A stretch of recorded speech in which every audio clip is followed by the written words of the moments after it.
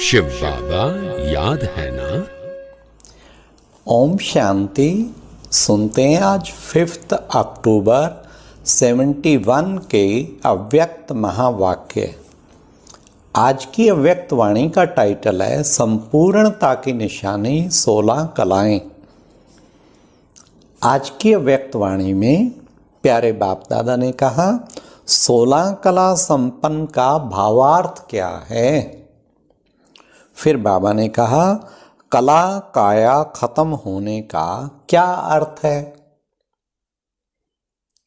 और बाप दादा ने स्पष्ट किया सर्वगुणों की धारणा ऑटोमेटिकली कब होगी, ऑटोमेटिकली होती जाए।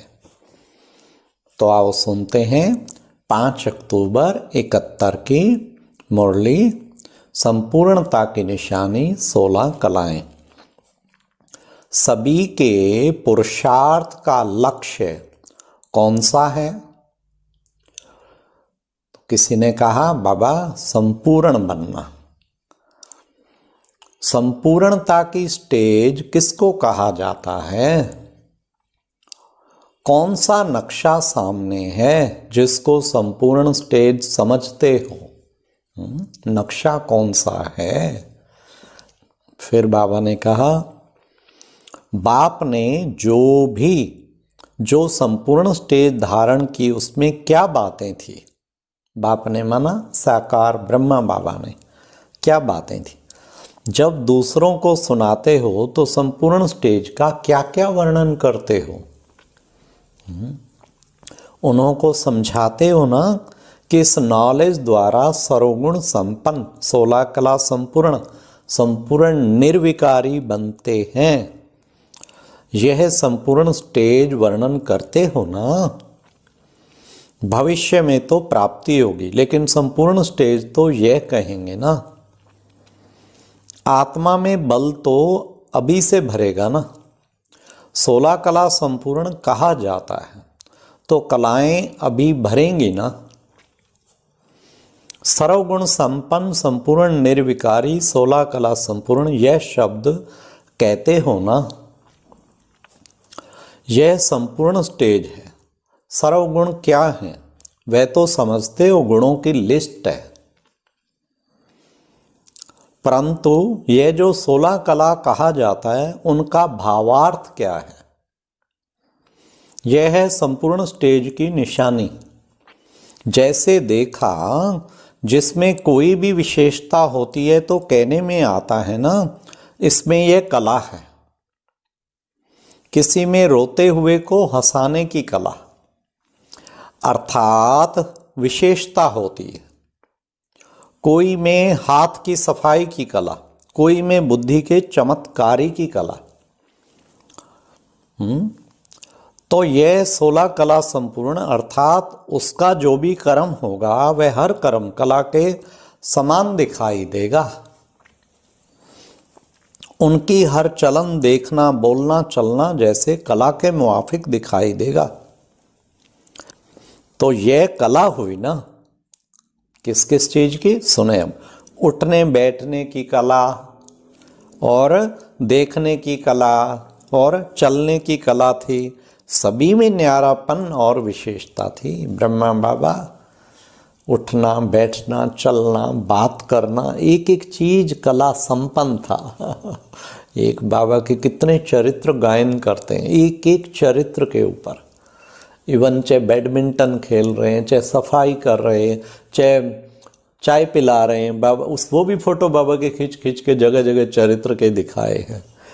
तो हर चीज में न्यारापन ठीक बाबा ने सही सभी में न्यारापन और विशेषता थी ना।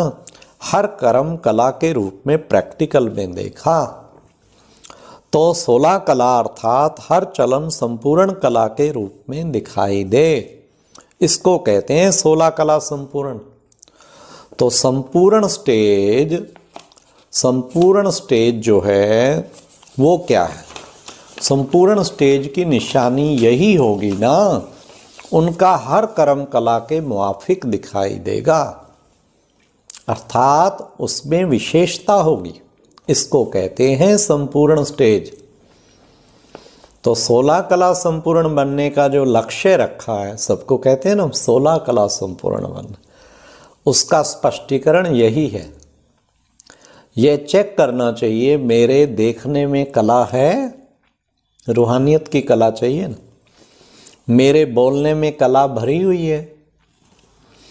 वैसे कहते हैं कला काया ही चट हो गई, तो कला एक अच्छी चीज है। कला काया खत्म हो गई अर्थात, अब ध्यान से सुनना क्या है, कला काया खत्म हो गई अर्थात कर्म में जो आकर्षण करने की शक्ति है, विशेषता है, वह खत्म हो गई। तो हर कर्म हमारा कला के समान है व नहीं, ये चेक करना है। जैसे कोई बाजीगर होते हैं तो वह जितना समय बाजी दिखाते हैं उतना समय हर कर्म कला के रूप में दिखाई देता है। चलते कैसे हैं, चीज कैसे उठाते हैं, यह सभी कला के रूप में नोट करते हैं। तो यह संगम युग विशेष कर्म रूपी कला दिखाने का है। सदैव ऐसा महसूस हो कि हम स्टेज पर हैं, ऐसे 16 कला संपूर्ण बनना है। जिसका, बड़े ध्यान से सुनना बाबा के महावाक्य, जिसका हर कर्म कला के रूप में होता है, उनके हर कर्म अर्थात गुणों का गायन होता है। इसको दूसरे शब्दों में कहा जाता है हर कर्म चरित्र के समान। जिस कला के रूप को देख औरों में भी प्रेरणा भरती है, उनके कर्म भी सर्विसेबल होते। वचन तो होते ही हैं, संकल्प भी होते हैं, लेकिन कर्म भी सर्विसेबल होते। जैसे कोई कला दिखाते हैं ना, तो कला कमाई का साधन होता है। इस रीति से वो जो हर कर्म कला के रूप में करते हैं, उनके वे कर्म अखुट कमाई के साधन बन जाते हैं। सर्कस में सब कला दिखाते हैं तो कितना कमाई होती है उससे सर्कस के मालिकों की भी और जो दिखाने वालों की भी। हर कर्म कला के रूप में होगा तो वह एक चुंबक बन जाएगा। आजकल के ज़माने में कोई छोटे मोटे कला दिखाने वाले भी रास्ता चलते कला दिखाते हैं तो सभी इकट्ठे हो जाते हैं। यह तो है श्रेष्ठ कला।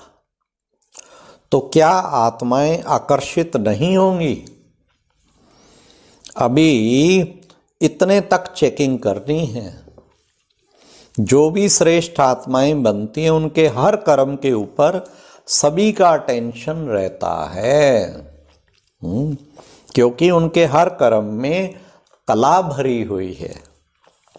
तब तो हर कर्म के कला का मंदिरों में पूजन होता है। फिर बाबा ने कहा जो बड़े बड़े मंदिर होंगे ना, उनको उनके उठने के चरित्र का दर्शन अलग होगा, सोने का अलग होगा, खाने का अलग होगा, नहाने का अलग होगा। बहुत थोड़े मंदिर जहाँ सभी कर्मों के दर्शन होते हैं। देखो होते तो थोड़े हैं बड़े मंदिर, पर बाबा ने कहा देखो ये तुम बच्चों का ही यादगार है ना। उसका कारण क्या है? क्योंकि हर कार्य कला के रूप में किया, इसलिए यादगार चलता हुआ आ रहा है। साकार में भी हर कर्म को देखने की रुचि क्यों होती है? इतने वर्ष साथ रहते हुए, जानते हुए, समझते हुए, देखते हुए भी फिर देखने की रुचि क्यों होती है?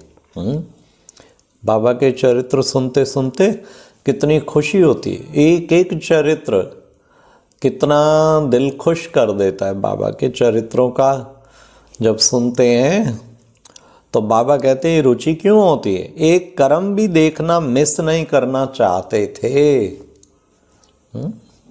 जैसे जादूगर कला दिखाते हैं ना, तो समझते हैं एक बात भी मिस की तो बहुत कुछ मिस होगा, क्योंकि उनके हर कर्म की कला है। इस रीति यह भी देखने की इच्छा रहती थी कि देखें कैसे सोए हुए हैं। सोने में भी कला थी। बाबा का कमरा था ना मधुबन,